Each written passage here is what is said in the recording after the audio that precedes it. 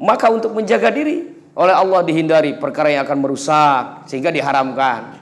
Yang merusaknya 99% atau 90% ke atas diharamkan. Yang merusaknya 50 sampai 70% dimakruhkan. Dimakruhkan. Ini sesuai tingkatan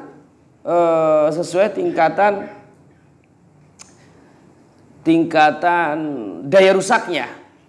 Yang daya rusaknya dahsyat haram, yang daya rusaknya semi 25% sampai 50% misalkan, itu dimakruhkan. Rokok mungkin seperti itu ya, daya rusaknya 10 sampai 20%. Nah, sehingga sunnah wal jamaah mengatakan makruh gitu. Nah, ini diri, tetapi ketika diri terancam, Pak, ketika diri ini terancam, maka yang di bawahnya menjadi halal, Pak. Mana yang di bawah? Akal. Mabuk itu diharamkan, ya. Karena ini akan merusak akal. Narkoba itu diharamkan, narkotika itu diharamkan karena merusak akal. Tetapi ketika dirinya terancam, pribadi, jiwa terancam, maka ini bisa jadi halal. Mabuk ente, minum, kalau gak minum aku bunuh. Jadi halal, Pak, mabuk. Kalau gak jinah, aku bunuh. Dipaksa bari ngeunah cek di pasana. Ieu pala baru kudu jinah hari ini nih repot.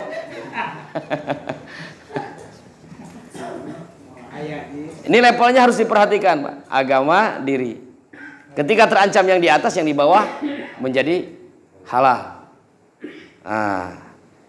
Ketiga, yang ini, untuk segala hal yang untuk menjaga diri diperintahkan, diwajibkan atau dibolehkan. Ilmu kesehatan menjadi wajib kan, tapi ilmunya wajib kifayah, fardu kifayah, karena nggak habis semua orang itu. Tapi berobat yang menjadi wajib ketika kita sakit. Kenapa? Ini bagian dari kewajiban menjaga diri. Maka diaturlah oleh Allah hukum-hukum tersebut kepada muslim.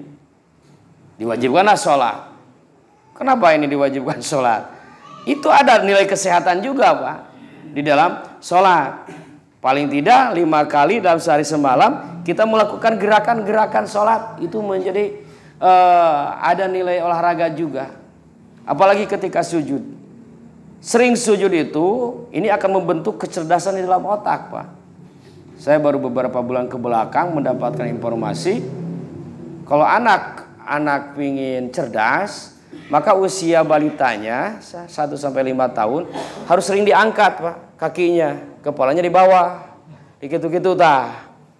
Jadi ini tuh maksudnya supaya otak kanan otak kirinya aktif, seimbang. Ketika ini seimbang, maka yang muncul otak tengah nantinya. Katanya ketika otak tengah yang muncul, maka dia akan imajinasinya akan kuat. Di imajinasi seperti ini, Pak, lihat segini truk. Begitu sudah dilupakan tulisan, masih ada bayangannya, maka dia jadi cerdas. Nah, sujud itu salah satunya diantaranya. Kenapa katanya itu di sujud, di sholat ada sujud, itu sebetulnya bagus untuk otak. Maka tumaninahlah sedang sujud, Pak. Ngantong lila teh ngantong jadi imamah.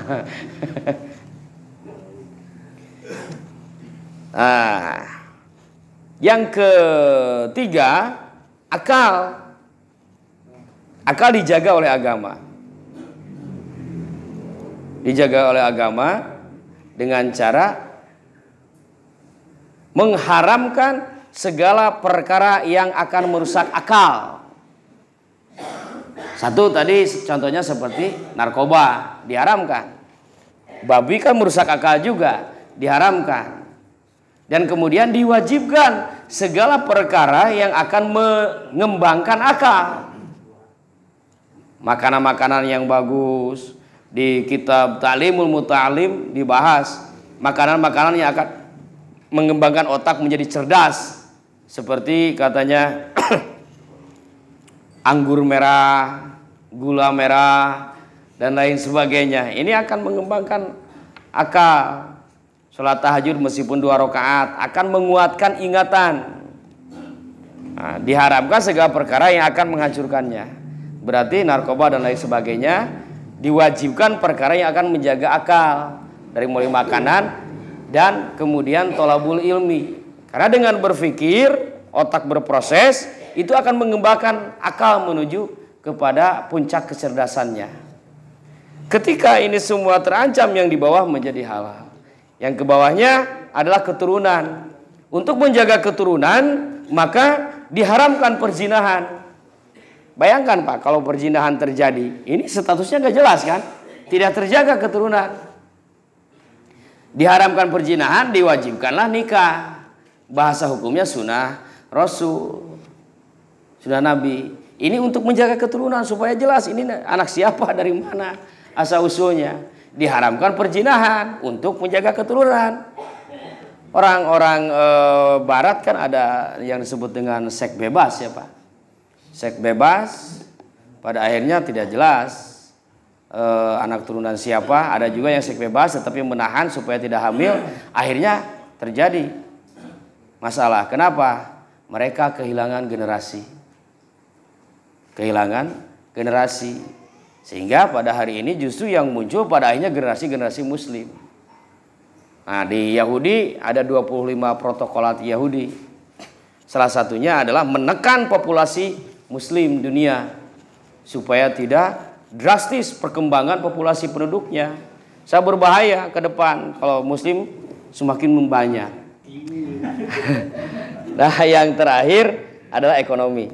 Untuk menjaga harta atau ekonomi, maka diwajibkanlah bekerja dan diharamkan mencuri. Itu. Nah, dari hukum ini Pak, ini mah fikihnya langsung kayak kaluhur banyak supaya mudahlah dari fikih teh handap mah urang mah selain masana deui gitu.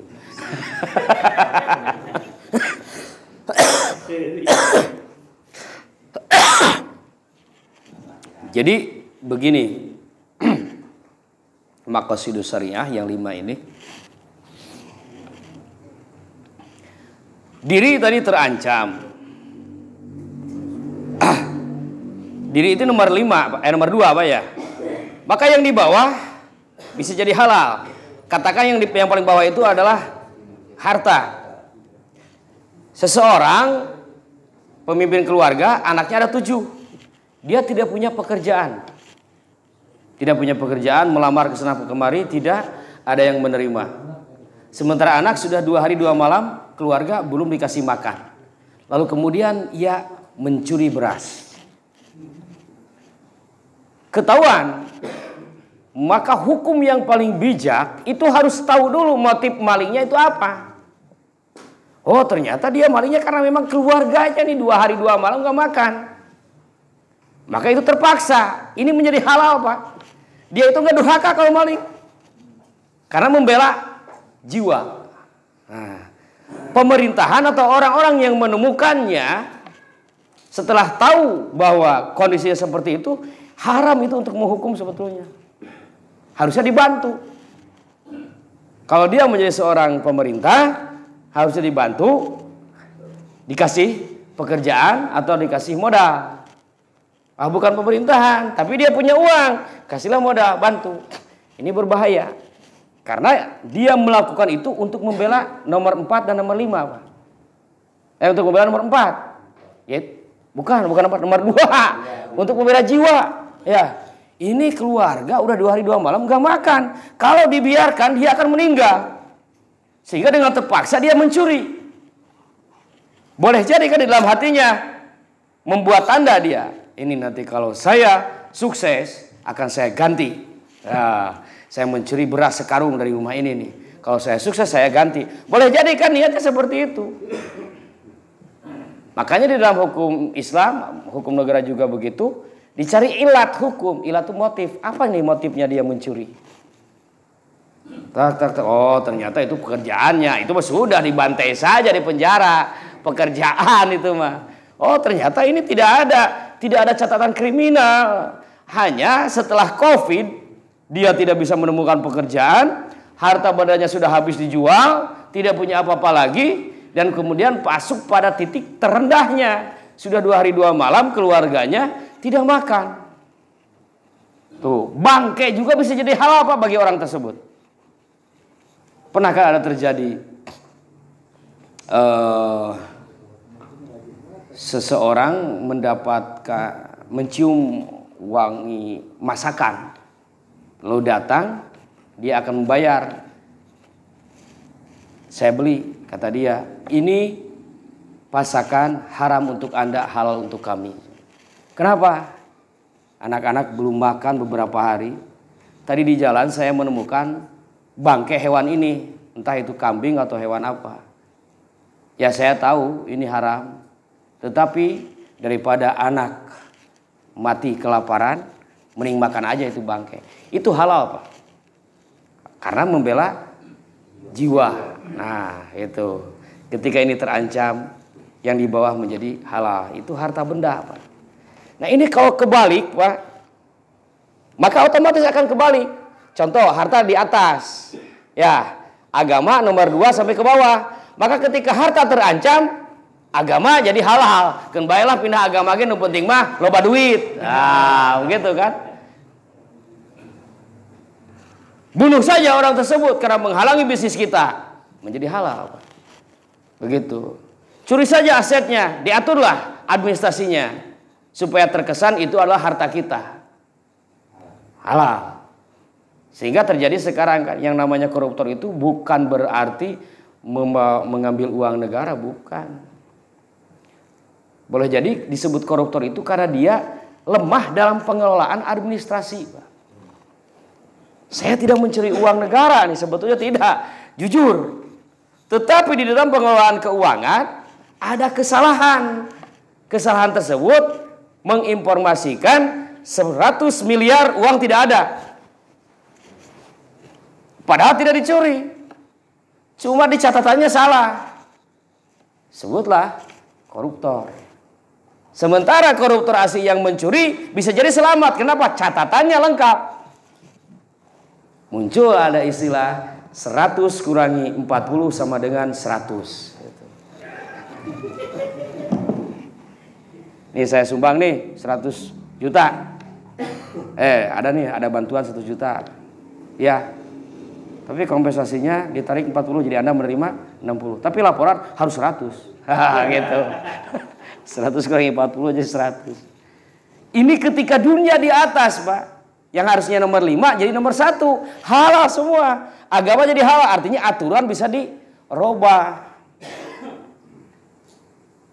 Nah, maqasid syariah itu menghendaki diambil itu hukum bahwa dari Allah, maka secara akidah harus diteguhkan aturan 5 level ini tidak boleh kebalik. Ini sering terjadi, Pak. Sering terjadi. Yang sederhananya misalkan, ini teh gimana ya, ada ribanya. Tapi nggak apa-apa lah, yang penting kita bisa maju aja begitu. Nah, itu mengabaikan agama, Pak. Harta sudah diluhur. Agama nomor 2 itu. Akibatnya nanti akan terasa. Maju sekian bulan atau sekian tahun. Tahu-tahu ada inflasi. Yang penting ekonominya hancur nantinya. Kalau ekonomi tidak hancur, anak turunan yang hancur. Bisa dia terjebak kepada perbuatan ya kenakalan remaja, narkotika, perzinahan, penipu, maling. Biasanya begitu, Pak. Kalau harta-harta kita tidak bersih. Makanya maqasidus syariah yang 5 ini penting untuk diperhatikan. Dan ini juga yang dimaksud oleh agama untuk mengatur hawa nafsu. Jadi aturan hidupnya diatur seperti itu. Yang pertama agama, nomor 1 kan 2 menjaga diri, 3 menjaga akal, 4 menjaga turunan, 5 menjaga harta. Ini harus diperhatikan. Kalau benar kita sedang melatih hawa nafsu, maka perhatikan yang 5. Oh, akal anak ini harus dijaga, makanan dijaga, awas hati-hati di ruang lingkup pergaulan. Kalau terlibat dengan pihak-pihak pengkonsumsi narkoba, masukin ke pesantren, masukin ke sekolah, supaya akalnya terus berkembang. Ini dalam rangka menjaga akalnya, gitu. Menjaga dirinya, perhatikan giginya, perhatikan hal-hal yang akan mencelakakan dia, kemana langkahnya, kan begitu. Secara fitrah itu sudah ada semua. Ketika anak mau jalan ke jalan-jalan yang akan mencelakakan, ibu, orang tua ataupun siapapun, bahkan bukan siapa-siapa, melihat anak berjalan ke situ, refleks mengingatkan. Itu fitrah agama, Pak.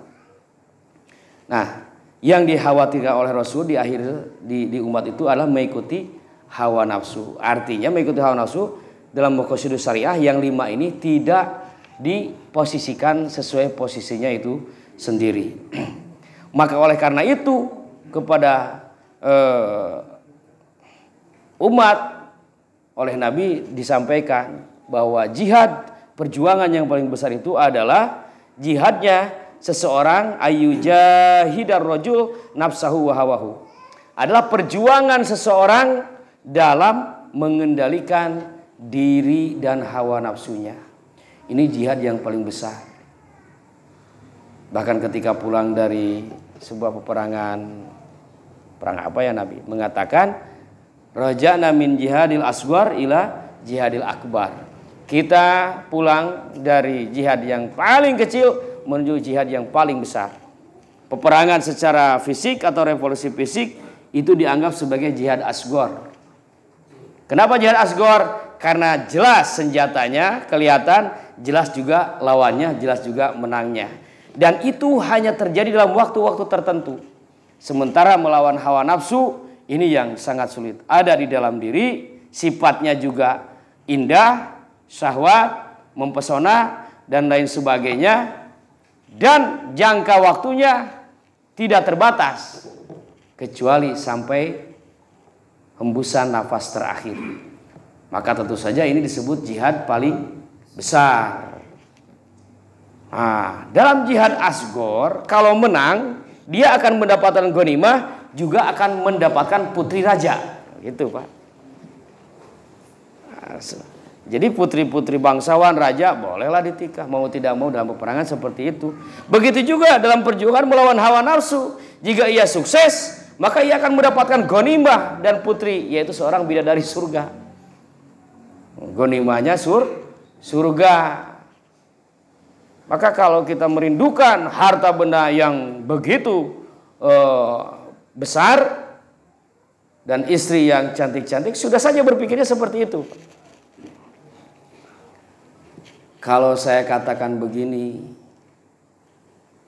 Pak, 20 tahun lagi Bapak akan menjadi konglomerat, serba ada, begitu. Tapi syaratnya ini. Kira-kira mau dilakukan nggak Pak? Mau dilakukan nggak Pak?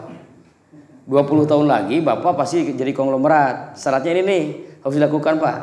Harus begini dan tidak boleh begitu. 20 tahun yang akan datang Bapak akan menjadi konglomerat, apapun yang diinginkan. Jangankan mobil Alphard, jet juga bisa didapat. Kira-kira mau dilakukan nggak Pak? Hah? Nah, bukan maksudnya, enggak, saya tidak menyebutkan aturannya. Jadi 20 tahun yang akan datang kita ini diiming-iming, ya bukan? Bika akan menjadi konglomerat nih, ya. Yang penting sekarang kita bekerja nih. Di sini prosesnya dalam melakukan pekerjaannya tidak boleh melanggar peraturan. Maka 20 tahun yang akan datang kita akan menjadi konglomerat. Dan itu diyakini oleh kita. Kalau berproses kita bekerja dalam jalan itu, 20 tahun yang akan datang kita akan menjadi konglomerat. Kira-kira akan melakukan nggak Pak? Pasti kan? Karena menjanjikan. Begitu. Proses. Nah begitulah Pak surga. Bahkan mungkin saja bukan 20 tahun Pak. Mungkin 3 tahun lagi.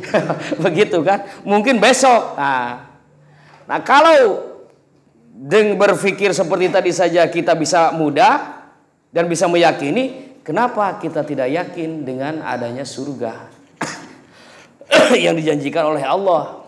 Dan apalagi itu la tukhliful mi'ad, la yukhliful mi'ad. Allah tidak pernah menyalahi janji. Kalau hari ini kita tidak kuat melihat dunia dengan segala kegemerlapannya, dengan segala pesonanya. Kenapa kita tidak berpikir? Tunggulah, tidak akan lebih dari 100 tahun. Allah akan menjanjikan surga dan kebahagiaannya. Oh, tinggal berpikir begitu saja. Melihat perempuan cantik, oh, dak gelis wae gitu. Gelis wae nu kumaha. Ke umur 20 tahun mah hanya kamu yang paling cantik di dunia ini. Pengantin baru 25 tahunnya hanya kamu yang paling cantik. Pertengahan usia 30, 40, betulkah aku yang paling cantik? Kayaknya ada deh yang paling cantik lagi katanya. Geus kan itu nama, memang aku yang paling cantik, paling jelek. Nu lain lebih cantik. Dan nempokan itu kan itu asa alus wae teh awewe teh gitu kan. Lihat itu cantik, lihat ini cantik. Akhirnya jadi kebalik Pak dunia kita itu ya. Dulu mengatakan istri kita yang paling cantik. Sekarang jadi terbalik Pak ya. Ya, justru susah mencari yang jelek itu, semuanya cantik gitu.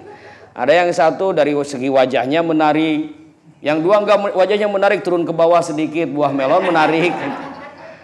Enggak lagi, turun lagi ke bawahnya. Dilihat dari belakang ininya menarik. Toge pasar cina. Wah, tepak dua dan sebagainya. Selalu ada, Pak. Ya. Ya. Biola. Tuh. Biola Spanyol $5. Karena memang begitu, Pak, kata Nabi ketika melihat perempuan, kalau dari depan setan langsung menghiasi pandangan depannya. Di belakang langsung setan masuk ke pinggulnya. Jadi selalu ada. Dirasakeun teh nya we Pak pas dipelongkeun teh. Oh nya. Kita naon nu alus ada biasa wae gitu. Tapi nah make ngeunah nempo teh tak gitu Pak. Saya lama juga tuh. Lama juga meyakini dan merasakan pesona hadis itu. Dari belakang apanya? Kalau dulu waktu usia belum paham hal-hal tersebut, nggak ngerti apanya sih yang indah. Ternyata kesininya kemarin-kemarinnya dilihat, nya di belakang ayat tepak 2, ayat tepak 3 kan itu. Jadi tepak 2 tuh sekali bergerak, ininya 2 kali bergerak. Nah kalau ayat nu tepak 3 itu dijamin Pak, masak samonya pasti nikmat kalau begitu itu.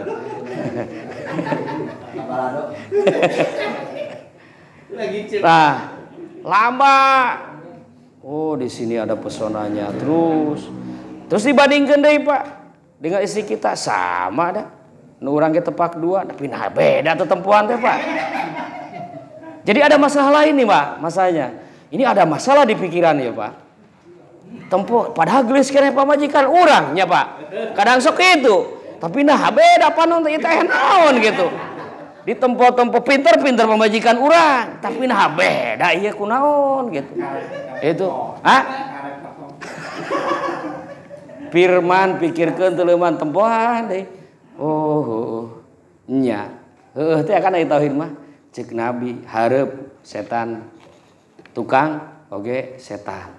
Lain itu nu aya setanan, lain itu nu kasetanan panon urang nu kasetanana gitu Pak maksudna mah. Atau tersinggung awewe disebutkeun itu aya setanan mah. Mata kita yang ada setannya gitu. Kenapa? Karena tidak akan bisa melihat setan kecuali dalamnya ada setan begitu. Setan. Jadi ketika si mata ini bisa melihat sesuatu yang gaib, berarti ada kegaiban yang aktif dalam diri kita, Pak. Tapi kalau ternyata ruhaninya belum aktif, berarti setan dan gaibna teh gitu. Nya jin maksudnya teh. Ini mah bisa dibuktikan, Pak. Undangan bisa pamacan tahu asupan pamacan. Bisa, di asupan pamacan mah kelihatan, Pak. Ada hantu, ada bahkan malaikatnya bisa nempo main teh cenah gitu.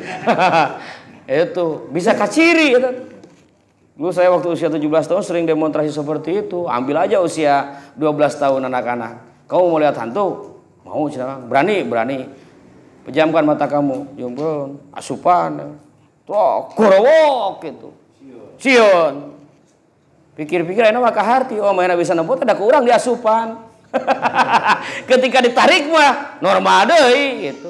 Jadi teori ayeuna lamun seseorang bisa melihat berarti ada unsur yang aktif, unsur gaib di dalam. Kalau itu benar putih, yang aktifnya antara ruh atau malaikat.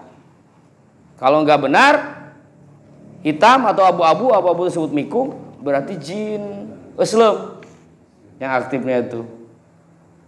Begitu. Maka ketika melihat perempuan di depan begini, bilang, oh berarti aktif nih setan nah eta mah. Aktif alladzi yuwaswisu bisudurinas. Aktif setan yang ada di dalam dada. Nah, ini yang dikhawatirkan oleh Rasul. Melihat mengikuti hawa nafsu, tapi untung saja hanya melihatnya, ilmannya minta diikuti gitu. Alhamdulillah. Meskipun kita nggak tahu tidak mengikuti itu karena memang benar-benar tidak mau mengikuti atau karena tidak mampu.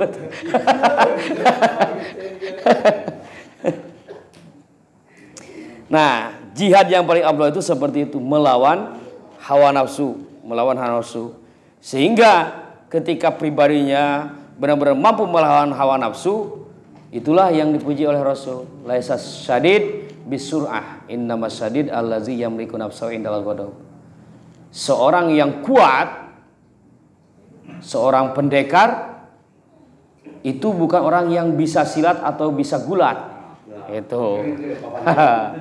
Innamas syadid allazi yamliku nafsahu indal ghadab. Ya, seorang yang kuat itu adalah orang yang mampu menaklukkan atau mengendalikan hawa nafsunya. Gitu. Jadi lamun baheula mah kelin di dia terus asup eta teh, ayeuna asupun ka jero gitu kelinna teh Pak. Mana kelin jero? La ilaha illallah kelinna eta gitu. Jadi usikna usik lembut. Aya di Cimahi mah aya usik gede, aya usik leutik, ieu mah usik lembut gitu. Jadi usik hawa nafsu. Taya anu dipuji ku Rasul. Begitulah orang yang kuat itu adalah orang-orang yang mampu menaklukkan atau mengendalikan hawa nafsunya ketika godop, ketika amarah itu datang. Bisa aing teh ngamak teh, nafsu keluar ya. Tapi dia tidak bisa marah, kenapa? Rumasa aing lemah, nilainya sedikit, Pak. Tetapi ketika dia menjadi seorang yang kuat, muncul emosi, dia bisa melawan semuanya juga. Dia berani dan memang teruji. Pernah, karena memang dia tukang tarung misalkan. Tapi dia sukses menahan. Ini luar biasa, Pak. Luar biasa, berarti dia sudah sukses. Dan oleh karena itulah dia disebut pendekar dalam dunia persilatan. Karena pendekar full itu adalah orang-orang yang mampu mengendalikan hawa nafsu. Ketika dia tidak mampu mengendalikan hawa nafsu, si gurunya tidak akan sampai memberikan ilmu-ilmu sampai sukses 100%. Karena banyak kekhawatiran. Nah, untuk itulah Nabi mengatakan ada ika nafsukal lati baina janbaika. Musuh yang paling besar dari musuh-musuh kamu itu adalah nafsu yang ada dalam dua dadamu itu. Jadi musuh dari dalam. Qad aflaha man zakkaha wa qad khaba man dassaha. Maka berbahagialah orang yang mensucikan atau membersihkan kotoran-kotoran hawa nafsu tersebut. Ini kalimat berita khabariyah lafdon. Tulisannya kalimat berita, tapi maknanya ada perintah.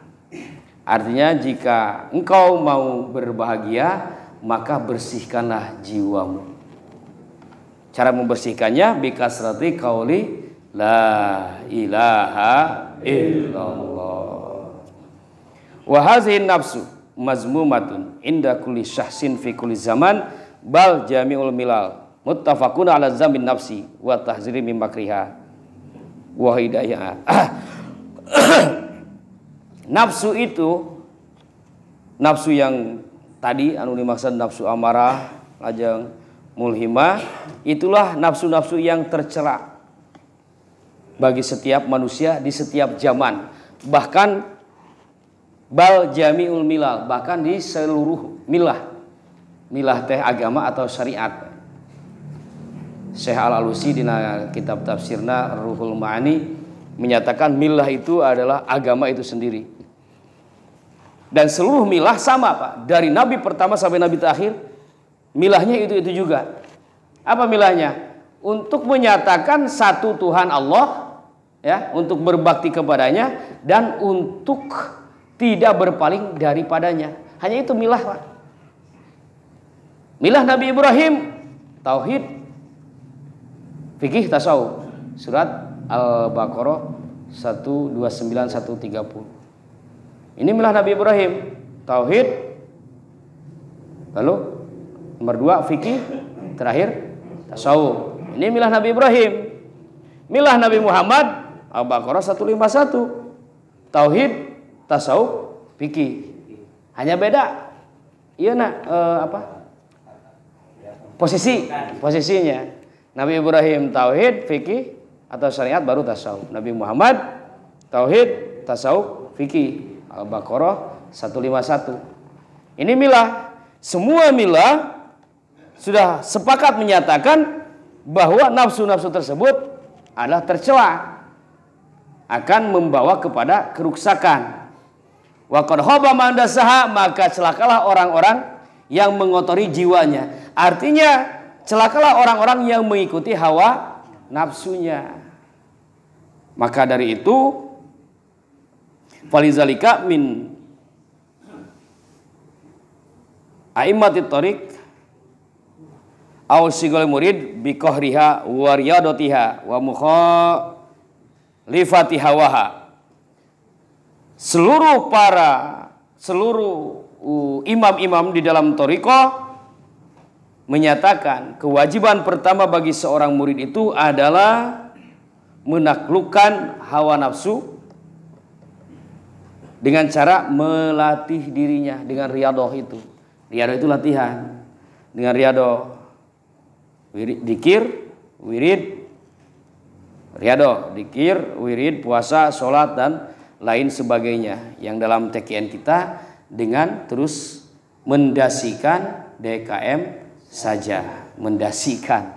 Dasi itu dawam, sidik, ikhlas. Jadi ngamakeun secara dawam, sidik sesuai petunjuk guru, ikhlas melaksanakan semua itu atas perintah Allah. DKM saja, zikir, khotaman, manakib, salat sunat dan ziarah. Nah, riadohnya dengan itu Pak. Riadohnya. Itu riadohnya. Nanti dengan riadoh yang terus secara dasi, maka Allah akan memberikan kemampuan untuk mukhalifah hawaha, untuk memalingkan hawa nafsunya. Macam-macam cara Allah itu terserah Allah. Boleh jadi kita sebetulnya seseorang itu sudah tidak kuat untuk melaksanakan perzinahan, untuk melakukan zina. Dia sudah sepakat di WA, yo mana nih BO ST short time berapa 500 cek cek kan gitunya istilahnya ST LT long time 1 juta di mana Geraha Hotel atau di Oyo. Sudah nih Pak, berangkat, taunya di jalan dia celaka. Padahal itu penjagaan dari Allah, karena dia memang suka dzikir. Nah, diberi kekuatan, diberi jalan oleh Allah. Atau tiba-tiba di jalan bertemu dengan temannya, ini ada bisnisnya, bisnis besar begini-begini. Oh, ya udahlah, ayo. Neng, maaf, di cancel. Wah, aku di cancel. Gak apa-apa, uang mau dibayar aja. Banyak. Jadi cara Allah menjaga seseorang bertahapnya seperti itu Pak. Awalnya dia ingin mengikuti terus, tapi karena dia terus melaksanakan perintah guru, ya dikir, khotaman, manakib terus. Asalnya STMJ, sholat, maksiat, sholat, maksiat, sholat, maksiat. Tapi karena dia punya keyakinan dan mahabbah kepada guru, sehingga terus mengamalkan sedikit-sedikit. Oleh Allah, melalui gurunya diberilah jalan-jalannya. Yang tadinya dia tidak akan manakiban, mau main ke sana kemari, tiba-tiba ada jalan sabab jadi manakib. Itu. Yang tadinya dia berbohong, tiba-tiba dibenarkan bohongnya oleh Allah. Bisa jadi Pak. Kang maaf gak bisa ikut, gak bisa ngantar. Kenapa? Besok ada saudara nih yang perlu bantuan ke rumah sakit. Misalkan bohong. Akang kan berangkatnya jam 8, itu minta bantuannya jam 7:30. Memang bohong. Tapi karena memang dijaga oleh karena keberkahan zikrullah, tiba-tiba jam 8 dihubungi. Yes, gak ada acara? Enggak. Kumaha gitu? Aduh, pangantar ke si mama ya ke rumah sakit. Nah, gitu. Tiba-tiba setuk dan sebagainya. Dijaga oleh Allah, Pak. Yang tadinya bohong jadi benar. Nah, itu berkahan dikir. Makanya tidak perlu mengatur urusan itunya, terserah kepada Allah. Yang paling penting bagi kita adalah mengamalkannya. DKM saja. Cara mengamalkannya Arabik, amalkan, rasakan, pikirkannya terakhir. Dan niat untuk semua itu adalah lillahi ta'ala dengan tawajuh ilahi anta maksudi. Itu saja, Pak.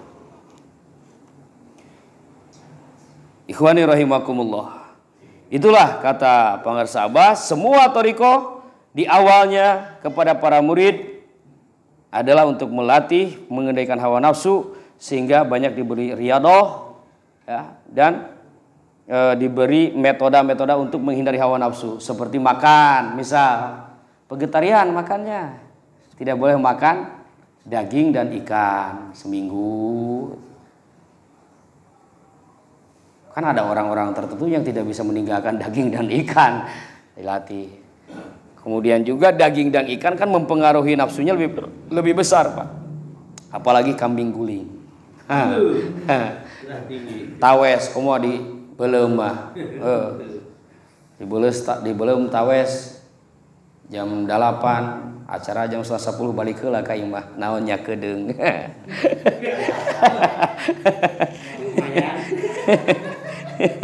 Itu. Nah, selesai begitu nanti ada muti, pengendalian hawa nafsu. Ada lagi nyampe kan. Ada lagi makannya cuma segini doang. Buka puasa gelas tak tempelkan ke nasi. Kurusaki we hungkul Pak makan teh. Hanya ngabatalan. Naik deui aya nu ngabatalan hungkul ngajlomkeun kana cikopi diletak. Kan batal. Udah selesai. Karena kalau tidak membatalkan itu melanggar syariat. Seperti itu. Ini semua merupakan langkah-langkah untuk mengendalikan hawa nafsu. Maka puncak dari semua ini tiada lain dan tiada bukan kecuali terus-terusan kita mendekatkan diri kepada Allah bikasrati qauli la ilaha illallah. Nah, seperti yang sampaikan oleh beliau, semuanya untuk mengendalikan hawa nafsu. Maka begitupun zikrullah, zikir la ilaha illallah. 165 itu hanya ukuran atau angka minimal, lebih banyak lebih baik. Tetapi kalau banyak jangan sampai menyengajakan diri mengumpulkan jamaah untuk zikir banyak. Yang sudah dicontohkan di Suryalaya hanya di ibadah subuh diantaranya. Itu pun cuma 500.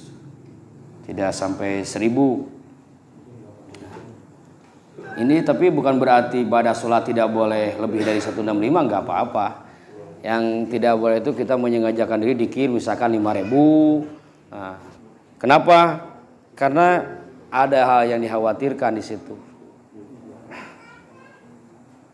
Abah kan ngasih maklumat seperti itu. Kalau mau dikir banyak sendiri saja tidak berjamaah. Ternyata di kitab Minhajus Saniyah ada dengan berjamaah itu zikir dengan berjamaah akan menghasilkan jam'iyah. Jam'iyah itu kekuatan tekad untuk tawajuh kepada Allah. Ini dahsyat Pak dengan berjamaah. Maka kebayang sudah berjamaah lalu banyak hitungannya. Kita nggak tahu ukuran diri kita karena setiap orang punya ukurannya. Kalau ruhnya sudah tinggi tetapi fisiknya tidak kuat, bisa terjadi error ini. Bisa terjadi error, itu sering terjadi bahkan di setiap zamannya. Maka kembali untuk ditegaskan bahwa untuk mengendalikan hawa nafsu, semua itu zikir adalah alat yang paling baik yang paling mudah diamalkan namun agung fadilahnya di sisi Allah Subhanahu wa taala dan dekat jalannya. Itu sebagaimana yang disampaikan dalam hadis Abu Hasan ketika Sayyidina Ali meminta zikir kepada Rasul Muhammad sallallahu alaihi wasallam. Maka untuk itu mudah-mudahan kita diberi kemampuan oleh Allah Subhanahu wa taala untuk senantiasa mengamalkan amaliyah warisan guru kita sehingga kita pada akhirnya menjadi pribadi yang senantiasa berjuang melawan hawa nafsu kita dan berhasil meraih prestasi sebagai hamba yang sukses yang disebut dengan mujahid atau yang disebut dengan abid alias hamba Allah Subhanahu wa taala. Amin. Bi barakati umil Quran Al-Fatihah. Alhamdulillahirabbil alamin. Shiratal ladzina an'amta 'alaihim. Keluarga kita semoga dijadikan keluarga yang sakinah, penuh dengan mawaddah warahmah. Anak-anak dijadikan turunan yang zuriatan thayyibah, turunan yang baik. Monggo Allah, monggo Rasulullah, ahli bakti kepada agama, negara, orang tua dan Allah Subhanahu wa taala. Amin ya Allah ya rabbal alamin. Urusan dunia kita, urusan ekonomi kita semoga diberkahi oleh Allah Subhanahu wa taala. Bila mana ada ujian, ada permasalahan, apapun masalahnya, yang pertama semoga jiwa kita diberi kekuatan, kesabaran oleh Allah Subhanahu wa taala. Selanjutnya diberi solusi terbaik oleh Allah Subhanahu wa taala sehingga segera menuai hasil yang penuh dengan berkah. Amin ya Allah ya rabbal alamin. Bi barakati ummil Quran Al-Fatihah. Bismillahirrahmanirrahim. Ya karena wudhu ya karena sa'in yang sedang sakit, jamaah kita, keluarga kita, tetangga kita, saudara-saudara kita, semoga diberi kekuatan kesabaran dan juga diberi solusi kesehatan oleh Allah Subhanahu wa taala. Amin ya Allah ya rabbal alamin. Anak turunan yang sedang melakukan thalabul ilmi di mana saja, semoga dibukakan gerbang akalnya oleh Allah Subhanahu wa taala dalam menerima ilmu dari gurunya, dari ustadznya, dari kiainya, dari dosennya. Amin ya Allah ya rabbal alamin. Allahumma ya syafi'al amrad, Allahumma ya syafi'al amrad wa syafi'al amrad. Allahumma ya rafi'ad darajat, Allahumma ya rafi'ad darajat, Allahumma ya rafi'ad darajat. Barakati umil Quran Al-Fatihah. Bismillahirrahmanirrahim. Bismillahirrahmanirrahim. Alhamdulillah. Shiratal ladzina an'amta 'alaihim. Pada akhirnya segala hajat kita yang sesuai dengan syariat semoga dikabul, dihasilkan oleh Allah Subhanahu wa taala, menjadikan sebuah hasil yang gemilang penuh dengan keberkahan, manfaatnya benar-benar terasa lahir batin sehingga mampu mendongkrak peningkatan takwa dan iman kepada Allah Subhanahu wa taala dalam wujud peningkatan amaliyah, ibadah dan zikir kepadanya. Amin ya Allah ya rabbal alamin. Allahumma inna nas'aluka wa natawajjahu ilaika bisultani awliyaika fi hadzal zaman syama syaibi wa fatahul arif bi qada'i hajatina. Amin. Al-Fatihah. Bismillahirrahmanirrahim. Alhamdulillah. Shiratal ladzina an'amta 'alaihim. Khusus yang sakit putra Pangersa Abah Kang Haji Didin yang sedang dirawat di Rumah Sakit Angkatan Laut Jakarta. Beliau sudah beberapa hari ini koma. Juga Kang Haji Kankan, semoga diberi kemampuan dalam menghadapi atau menerima ujian ini, begitu juga keluarganya. Dan semoga diberi solusi terbaik oleh Allah Subhanahu wa taala. Bismillahirrahmanirrahim. Bismillahirrahmanirrahim. Bismillahirrahmanirrahim. Bismillahirrahmanirrahim. La yadurru ma'asmihi wa huwas samiul alim. Bi karamati Sayyidi Syekh Muhammad Syarif sama sahibi wa fatahul arifin wa bi barakati umil Quran Al-Fatihah. Bismillahirrahmanirrahim. Alhamdulillahirabbil alamin. Iyyaka na'budu wa iyyaka nasta'in. Alhamdulillahirabbil alamin. Hadanallahu wa iyyakum ajmain. Wassalamualaikum warahmatullahi wabarakatuh. Waalaikumsalam. Doa penutup berjamaah saja. Bismillahirrahmanirrahim. Allahumma arinal haqqa haqqa warzuqna tiba'ah wa arinal batila batila warzuqna jatinaba. Alhamdulillahillazi hadana lihaza wa ma kunna linahtadiya laula an hadana Allah. Al-Fatihah. Bismillahirrahmanirrahim. Shiratal ladzina an'amta 'alaihim. Untuk tanya jawab dipandu oleh pembawa acara.